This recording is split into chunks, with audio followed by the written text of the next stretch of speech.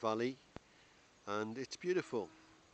And those of you who know this area will also know that it's not far from Arundel. And here I am with my 12 months in on the Kawasaki W800. How's it been? How's 12 months been? Well, I've racked up just a couple of thousand miles. I've taken the W800 badges off the side, the decals, and that's just improved, certainly from my point of view, made it slightly more patriotic, of course. And the injector covers are not standard either. I've added the Puig screen, and you can see the screen there. Pretty relatively cheap little screen, just mounted there by a couple of bolts, and it was only about £35 delivered. Also, I wanted to I'm just going to slow down here. There's a car coming. I hope he can get through. I hope he can, otherwise I'm going to have to stop and move the bike.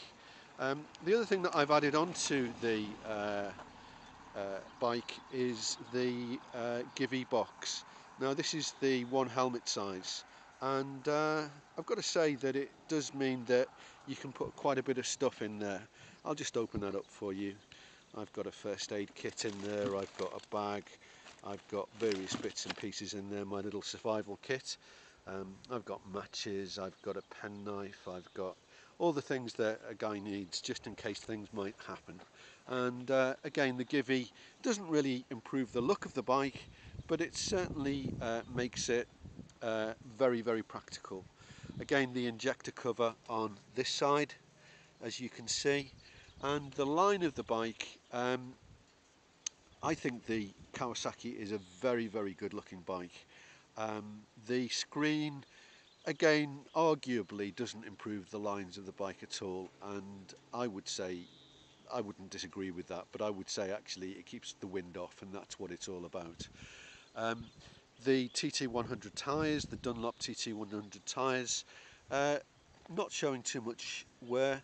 The bike is a January 2014 model, and basically there's still plenty of tread left on the tyres.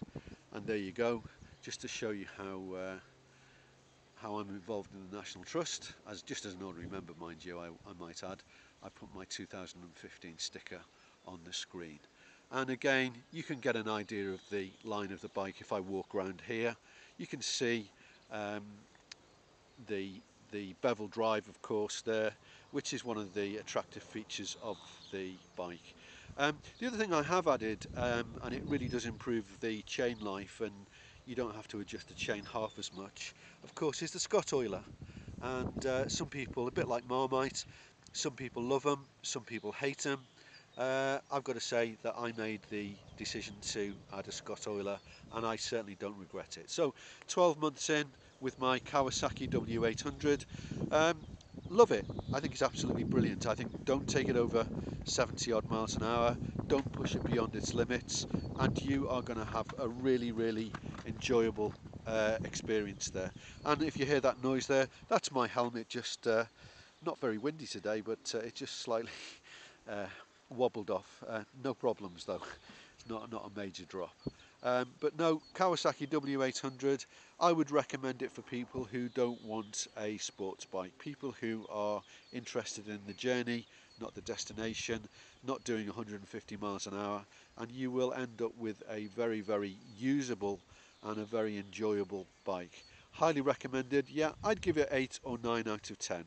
And I think if you do buy one, they hold their value, and like the W650 of years ago, I think you will enjoy it. So it's goodbye from Dave, and I'm just going to pan out to the beautiful Arun Valley, if you can see little bits of it, pan around again to look at these rather mythical creatures on the top of the Arundel Estate there. And there we have our little Kawasaki W800 review, 12 months of ownership in. And oh, the other thing I would add, in that 12 months of ownership, I've only done 2,000 miles, mainly because I only use it for leisure. Do a little bit of short commuting on it, but not very much. And as it's April, a happy St. George's Day to you all.